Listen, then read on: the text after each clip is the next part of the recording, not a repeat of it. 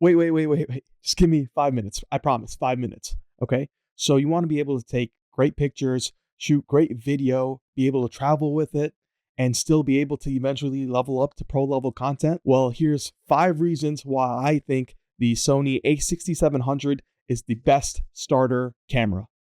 So reason number 1, this is a real camera, okay? And when you're upgrading to a real camera, it can be a big leap if you're coming from a smartphone. And this camera has Sony's new user interface, which is a touchscreen menu, and it's just super intuitive. You can just swipe up for menus and you can find everything you need. And it just makes that transition into a real camera less daunting. So reason number 2, this is a hybrid camera, meaning that it's really good for photos and videos. So whether you're a photographer or a videographer, you want to use it for a little bit of both, this can do it all. And it has the specs to be able to take it up to a professional level when you want to get there. So we're talking up to 240 frames per second, or if you want to shoot in S-Log and color grade afterwards, you have all those options there, but also just right out of the box. You don't have to set a picture profile. You just set it on auto mode and just run and gun and still take crisp videos and photos.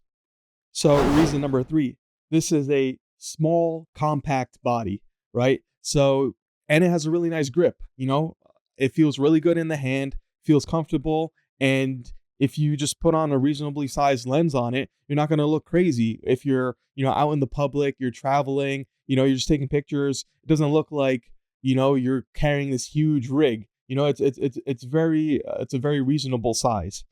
Reason number 4, the price point. This is a great value camera. This camera has a lot of those premium features that you only find in Sony bodies that are $2,000, $3,000, $4,000. And so we're talking about features like intelligent autofocus, where it can figure out whether it's focusing on a person or an animal or a plane. There's that auto framing feature that you can be, if you're a one-man show and you need to just have it follow you around while you're filming, it can do that for you instead of having to do that in post.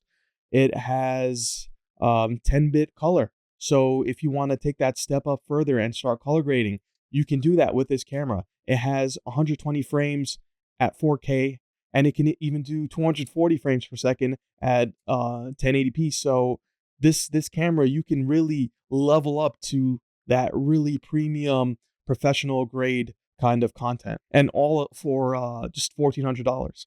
Reason number 5. So staying on the value side of things, this is an APS-C lens camera. So APS-C lenses are generally way cheaper than full frame lenses, and you still don't sacrifice any of the quality, or most of the quality, we should say. So you can still go out there and kind of get multiple lenses and still not break the bank. So what I recommend for this lens, from the research that I've done, I haven't been able to test it, but there is the Sigma 16-50 2.8. And right now what I'm using is actually this spare full frame Viltrox 24 millimeter lens. It's a full frame lens, and the aperture is 1.8, and all the B-roll that you're seeing right now was shot with this lens. It's a 1.8, so you get that really, really creamy, look to all of your pictures and videos. Okay, last point, bonus point. So if you've looked at any of the other reviews, there's been a lot of talk about overheating. Well, let me tell you about overheating. So recently we had a solar eclipse, and I set this guy up by my window, recording a time lapse for well over 4 hours without overheating. And mind you, the screen was shut, meaning that that's even less heat dissipation, and it still didn't overheat. So if you're shooting in small bursts, you have absolutely nothing to worry about. And if you're shooting podcasts, as long as you're not shooting it in a sauna, you'll be fine. So pro tip, don't shoot podcasts in saunas. So whether you're just starting YouTube, trying to level up your content creation, or just dabbling in the arts, this is my recommendation for your starter do-it-all setup. Thanks for watching, like and subscribe, and we'll see you on the next one. Peace.